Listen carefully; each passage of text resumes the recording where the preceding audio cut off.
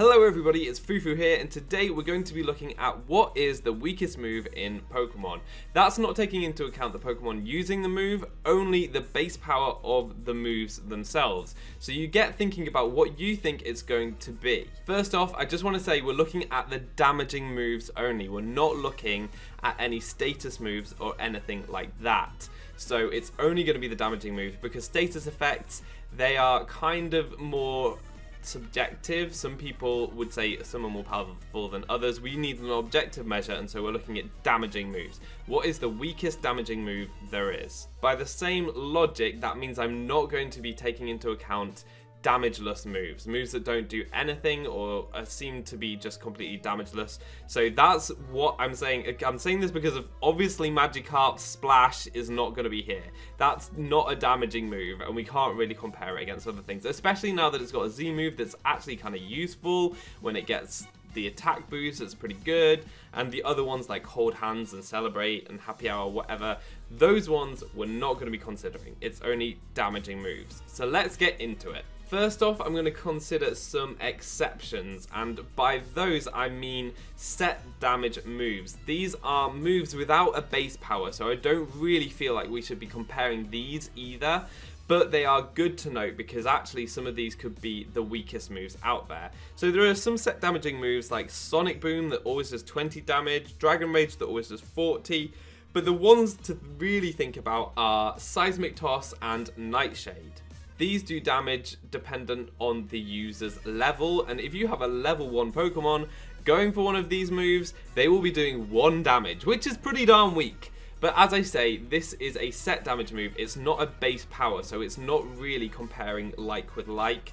So though they are very weak moves, I wouldn't necessarily consider them in this list. The other move I want to just mention briefly first is False Swipe and also Hold Back as well. These moves aren't the weakest in and of themselves anyway. They do have a higher power than a lot of moves.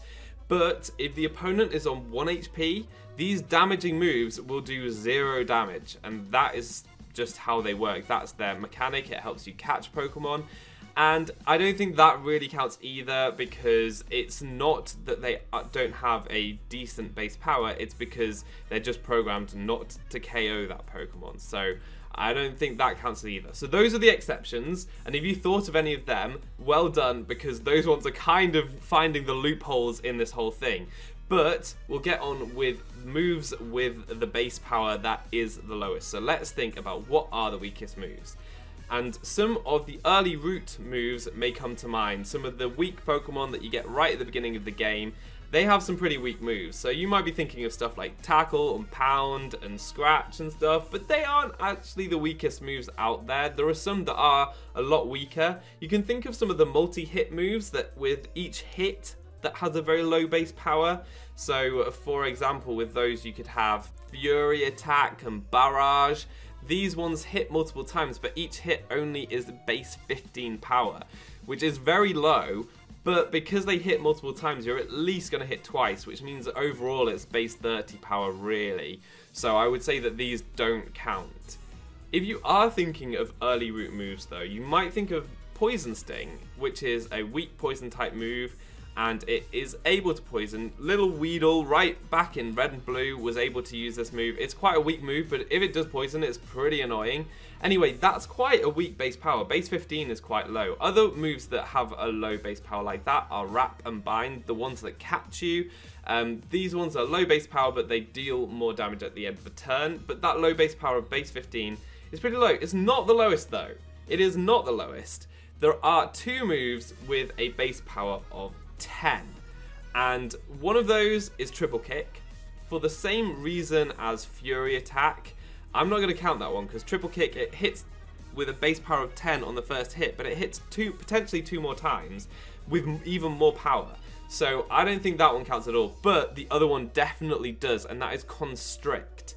Constrict has the lowest fixed base power of any move, and this move, it just deals base 10 damage, and it can potentially lower your opponent's speed. But it's a pretty rubbish move, and you won't be seeing anyone using it seriously in battle. So that is actually the weakest fixed base power move. But you can potentially get even weaker moves than that. Notice that I was saying fixed base power. There are some moves with variable base power, and these moves potentially can go lower than constrict. Now, what I mean by variable base power is it depends on the situation. The move could do more or less damage. And an obvious one for that, again, I'm going to mention Magikarp again, it gets Flail, which can seem like a pretty rubbish move. So this does more damage when your HP is lower. But if you have full HP, it's not going to do very much damage. But Flail actually has a minimum power of 20, and the same with Reversal. That's just an example of variable power moves. There are some that get a very low base power, and one example of that is Return and also Frustration. So if something is as happy as it can be with its trainer, its Frustration move will be 1 base power. 1. That is very low. That is very, very low. And the opposite is true with Return. If your Pokemon absolutely hates you, it's not going to be doing much damage with Return. So that is potentially the lowest base power possible, but there are some moves with interesting calculations behind them that could lead to lower base powers, but don't. So what I mean by those are Eruption and Water Spout. If you have a Pokemon on 1 HP with these moves, and they have a lot of HP, so if it's a level 100 Pokemon with 1 HP, it potentially would be doing less than 1 base power damage, except that the move specifically states that your base power can't go below 1. And this information I am getting from Bulbapedia. So Eruption, Water Spout, and also Crush Grip are moves with which their calculation would allow a number below 1, except that there is a clause basically in the calculation that says it cannot go below 1. So they are also minimum base power 1. There is only one move I found on Bulbapedia that had a calculation that could potentially go below 1 base power that did not have this clause to say that it can't go below 1 base power. So I am going to test that today. And so this goes out to all the people who say my channel doesn't add anything on top of Bulbapedia. It does. I've got multiple videos that have information that is not on Bulbapedia yet or is incorrect on Bulbapedia. I do have some things, and we're going to test another one of those today. What we're going to be looking at is Gyro Ball. Gyro Ball is a move that's actually quite good and quite viable competitively, because if you have a very slow Pokemon, Gyro Ball's max power is huge. It can be really, really powerful. Stack Attacker, new Ultra Beast, very much likes using this move.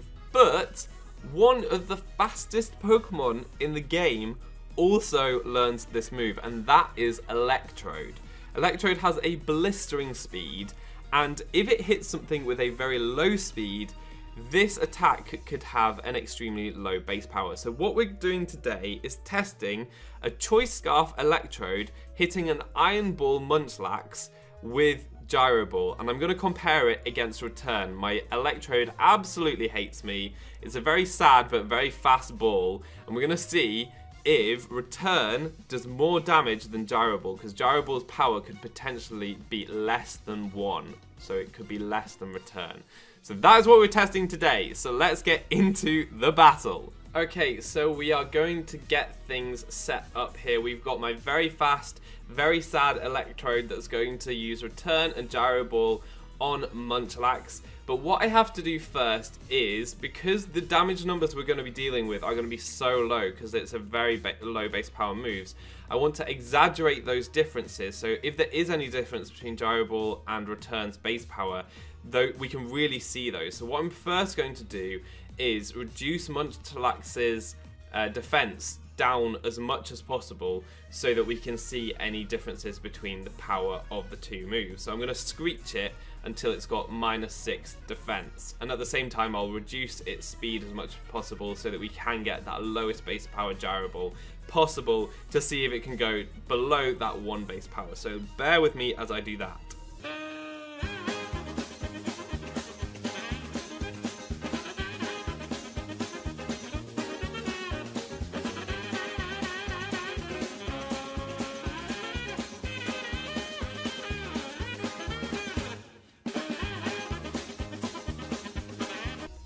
Okay, so now Munchlax with the Iron Ball, it's got -6 speed, -6 defense. Let us go for a return on that target. We need to see how much damage this is doing.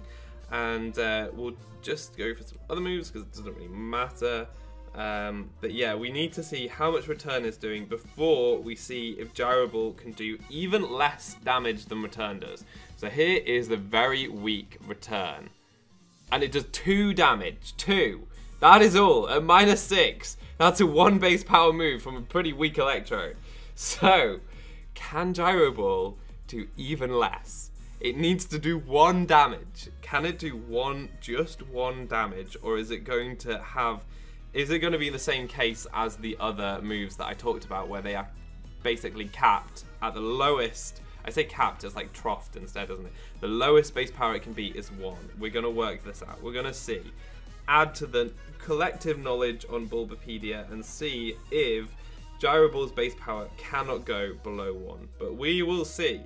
Now, do we do 2 damage? Do we do 1 damage? How does this work? That did 2 damage. That did 2 damage. So it looks like Gyro Ball, like the other moves, it can't go below a base power of 1. So that means that Return and Frustration, as well as Gyro Ball, as well as Eruption, Water Spout, and Crush Grip, all these moves are the lowest base power moves because they have a base power of 1. So let's just see this again. Let's just make sure that we can't do any less than 2 damage. There is another 2 damage. That is just so weak. It's got -6 defense. Holy crap. Okay, well there you go. I thought that was quite an interesting video to do, just to test whether Return or Gyro Ball is weaker. Turns out they're the same. So there you go. Gyro Ball can potentially be the weakest move in the game, despite it actually being a reasonably good move. It's the same with Return. In fact, all of the moves I mentioned apart from Crush Grip are pretty good moves. You just have to get them in the right situation. Other than that, it's Constrict. Constrict is the lowest base power move in the game. Very interesting. That's going to be all for today. Thank you very much for watching. I've been foofootoo, you've been awesome, and hopefully see you next time. Goodbye.